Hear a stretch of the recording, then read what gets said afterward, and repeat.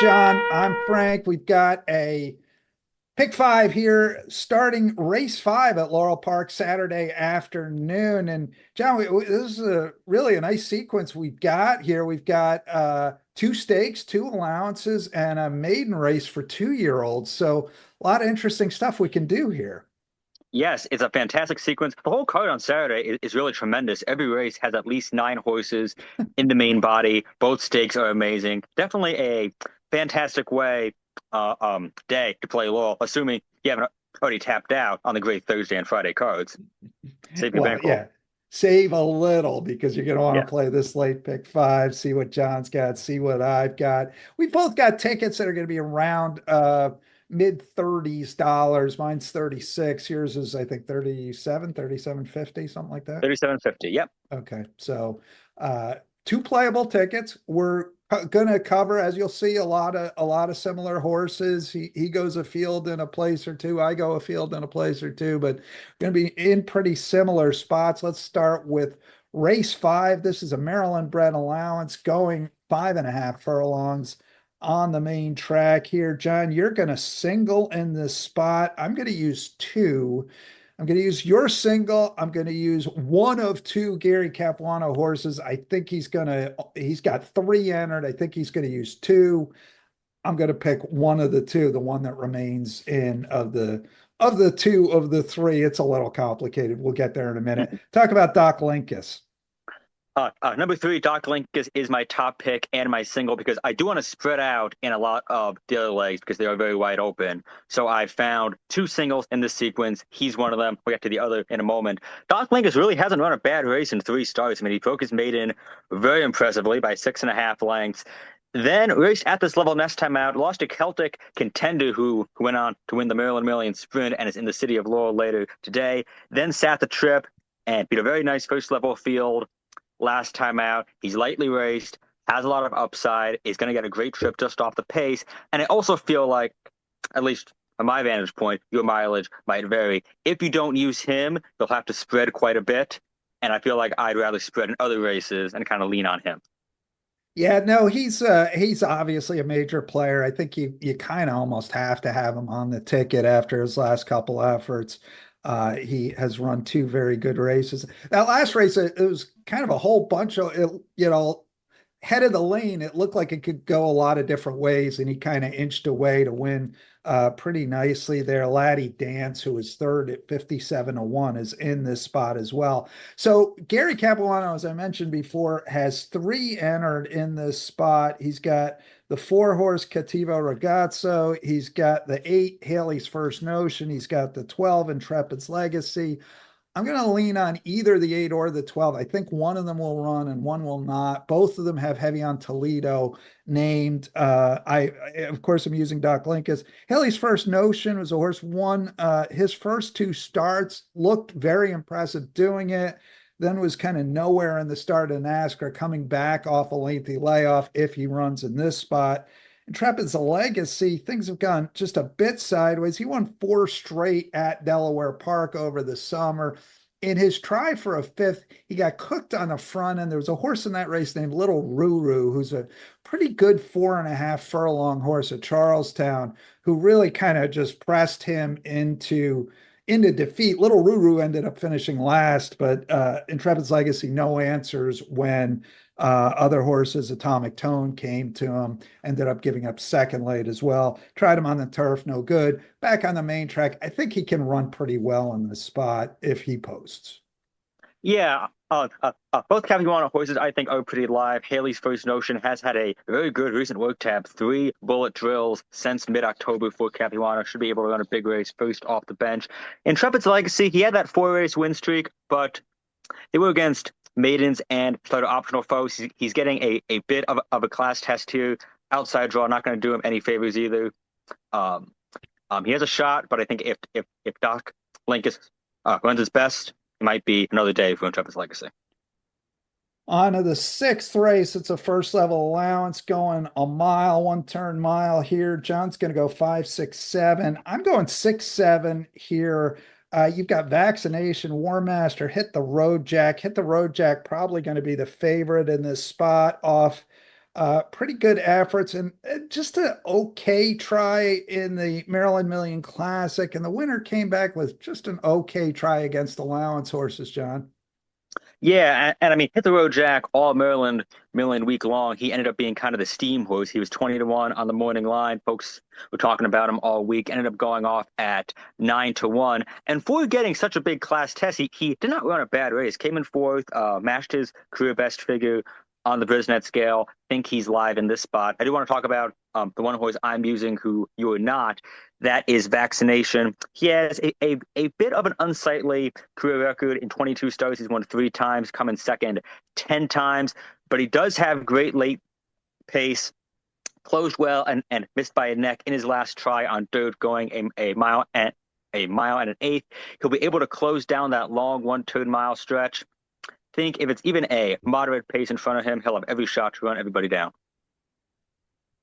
Yeah, I guess I was a little, the 0 for 6 record on a fast dirt track gave me pause that he was against, an off the turf race last time on the dirt made me discount that a little bit. So I ended up not using him. We both used War Master, the 6, probably coming in as good form as anybody here. I toyed with the 10 and the 12 in here as well, but ended up tossing them in the interest of economizing the ticket.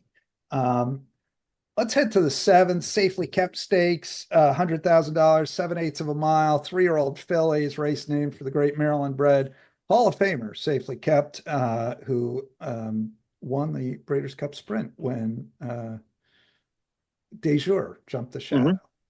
It's funny Quite because famously. a few weeks ago, I was doing a Maryland Million podcast with Dan Illman of the Racing Forum, and I noted, trivia. Safely Kept is the only horse to win both a Maryland Million race and a Breeders' Cup race, and he got kind of put out, and he was like, with an asterisk, and I'm like, what? You bet a lot of money on Deja that day, Dan? It happened. Maybe an asterisk, but it did happen. Well, if you talk to David Hayden, who bred Safely Kept, he'll say, well, she was just more tenacious that day than Yeah, he was. So, exactly. that's racing. Racing, Yeah, exactly. sometimes you get the trip, sometimes you don't. Sometimes you jump the shadow, sometimes you don't. So it is Safely Kept, John. You're going to go 5 deep. You're going big spread here. I'm going with 3. We both use 2, 3, and 4. Sheila's War Cloud, Dazzling Move, Ronin Goddess. I assume Dazzling Move goes favored here off a runner-up effort in the pumpkin pie. Dazzling Move could be the favorite. Sheila's War Cloud is my top pick. I thought she ran really well in the Maryland Million Distaff. I liked her as a 2-year-old last year. I think she has a lot of upside. The one horse LNJ is the one horse who I could be talked out of if I was going to try to narrow down my ticket, because I do think she'll get overbet. I think if she takes to dirt, she'll win. But that is kind of a big if. She's a perfect 3 for 3 on grass, has speed on the inside, won a stakes on grass last time out. Junior Alvarado is coming down to ride. Of course, your damn Cub Thief has her own place in Maryland racing history, is the track record holder at Pimlico for 6 furlongs on dirt. So she has a shot. I have to respect her, but I do think she'll be a bit overbet. So I am a little bit buyer beware on her. Yeah, I ended up tossing her. This horse has been terrific, as you referenced, on the grass. The 2 dirt tries are really just okay. I mean, they're not good enough to beat these horses. She needs to run a race she has not yet run on the main track to win in this spot. And I think you're right. She will get bet. Um, you also use home game a little bit here. The 7 horse for Bill Morey. Talk about this one. This horse has run some pretty okay efforts, I thought. She's another shipper from Kentucky, getting better. Ran a big race to break to beat first level foes. 3 starts back at Ellis Park, set the pace, won by 11 lengths. Tried to go 2 turns at Churchill, Nest timeout. That wasn't quite her speed. Ended up facing older horses last time out at Keeneland in a pretty salty second level races. I mean those second level allowances at Keeneland are not dissimilar in quality to stakes races in Maryland. Chased the pace that day, ended up second, just missed her career best figure. Think she'll get a nice trip just off the pace on the outside. Jamie Rodriguez picks up the mount. I think horses coming from Kentucky, tend to do well in these kind of stakes. And I have the budget in which I can spread in this race, so I figured I'll throw in and see what happens. All right, let's head to the eighth race, City of Laurel Stakes. These are 3-year-olds, not fillies. 3-year-olds going 7/8, main track. I think I know what your theory is on your single here, which is speediness, but why don't you tell us about it? I mean, Speediness is, in my opinion, the best horse in raw ability in this field. And if he is as good as I think he is, he's going to win this race very, very easily. He loves his track. He's won 6 times on it. Won a stakes race here back in February, took the Miracle Wood in gate to wire style. Then ran 2 big races going 2 turns in the Federico Tessio and the private terms, lost both of those by less than a length, kind of outrunning his pedigree in the process. Jamie Ness, who trains and co-owns him, also bred this horse. And he said when he was a young horse, he didn't think he'd be a 2-turn horse. He kind of had the idea of him being more of a sprinter, but clearly he's been able to handle long distances. Ran very well first off the layoff last time out, beat older horses in gate to wire fashion at a mile and a 16th. Now cuts back to 7 furlongs. Jamie Rodriguez stays aboard. He has the most early speed in this field. The post is not that great. If he breaks bad, his ship could be sunk. But if he runs this race, he's going to win. And then from there, I think sky's the limit. I think he's going to the front here and see what happens next. I mean, I think that, I think he does, as you said, have the most early speed. So I think they're all going to be chasing him as this race develops. I used him. I also used the 6-horse Love Me Tender for Mike Trombetta, Michael Sanchez up. This one, impressive first 2 outings at Colonial Downs. Goes and runs in the Grade 3 Perryville, does not disgrace himself at all, beating less than 3 lengths. Runner up in that race is Grade 1 winner. That's Bookham Dano. Bookham Dano looking possibly at the Cigar Mile next time out. So there's nothing wrong with that effort. I think this horse has probably big upside. And I'll tell you, John, I don't know about you, but I flirted madly with using Celtic Contender in here. This horse loves the 7/8 distance, I believe. Ran well last time to win the Maryland Million Sprint, but has run really good races. 3 times going 7/8. He was first past the post in the start of NASCAR, but got DQ'd. Then he was third, beat a half length by Sonny Breeze, who came back to just miss against Ben Tornado and the Gallant Bob. And then he won Maryland Restricted Allowance. I think he really likes this distance. Really wanted to use him because I really think I get a price. But you got to economize somewhere. Exactly. I mean, I'm spending $37.50. If I did not single, if I threw anybody else in cost of a ticket doubles, if I maybe throw in a third horse, it goes up even more. And then if it chalks out, it's like, or if Speediness does win, it's like, what did I do that for? So I'm willing to stand with Speediness. Your horse and Celtic Contender will not be surprised at all, but they can beat me. Yeah. No, you gotta draw lines somewhere, and you hope you draw them in the right spot. All right, on to the ninth, the final last leg of this pick 5 sequence. And this is another one you're going deeper. I'm going not quite as deep, but we're both using 3, 4, and 9 on our tickets. You also have the 1 and the 2, so you're gonna do that Lawrence Welk thing, and a 1 and a 2. That's an old Derby Bill joke. Yeah, Uh, I'm just like, I just want to be alive going into the last leg. I'm using a lot of I think all of the logical contenders. I do want to talk about Drink Deeply and Persian a little bit because I know you did not use them. The one Drink Deeply has only raced on dirt once. Was a nice effort. Set a very loose lead going a mile. Held on for second behind. Got another thing coming. A well bet Brittany Russell horse, and at the time she was especially on fire with her first time starters. I think this one should improve going back to dirt. Persian has taken incremental steps forward in each of her few starts. I think she could upset at a decent number. Yeah, no, I gave a lot of thought to Persian as well. I ended up on the 3 silver trinkets. A Brittany horse gets blinkers on here and switches to Victor Carrasco, an interesting jockey move.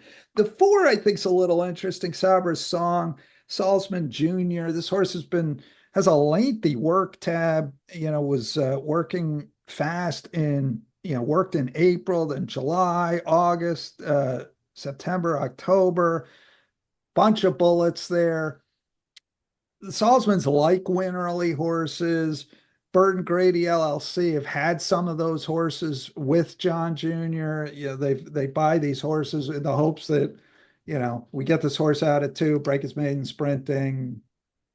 We'll see what happens after that. So kind of an interesting horse. And then of course the 9 we both use, Bougie Bubbles. This horse was pretty good third last time out, kind of loomed a threat, couldn't get by, gets blinkers on to try and seal the deal this time, third time out of the box. Yes, and was bred by Wasabi Stable in part by Wasabi, which means that if she wins, we'll have some very nice baby pictures. I'm sure from George Adams, who takes very nice pictures of all the Wasabi foals every Mhm. year. Saba's song is kind of interesting in that she was entered in that November 15th maiden race that I profiled on the website, and she scratched out of there. So I do wonder if Salzman thought that race was maybe a little too salty and was looking for an easier spot. And it's like, how do you read that? Is it like, are you not that confident in her in general, or do you just want to get a win? Like, what do you? I'm not quite sure Right. how to interpret that. Well, this is an easier spot than that Yeah, was. no That question. was a No pretty question. rugged group. So he certainly accomplished what he wanted to, if that's what he was doing with it. Random aside here, the one horse that you mentioned, Drink Deeply, was bred by George Adams, who's a tonic Correct. bloodstock as George. So Correct. um, named for a river in Massachusetts. How about that? Yeah. Well, you know. Exactly. It's always an education here when we do these things, right? That's right. All right, that's it. John's got 37.50 on the line. I got $36. Any final thoughts there, John? Well, as I've said, I'm leaning on both Dr. Linkus and speediness, so I really only have to be right twice. I can be mostly right in leg 2 and then leg 3 and leg 5. I just need even a semi-logical outcome to happen, and I'll be in good shape. All right, so taking a swing in the first and fourth legs of the sequence with singles and then spreading out a couple others. I'm taking a slightly different approach, but pretty similar. We're going to land in a lot of the same places. So could both hit it. That would be okay. John, good luck. Same to you, Frank.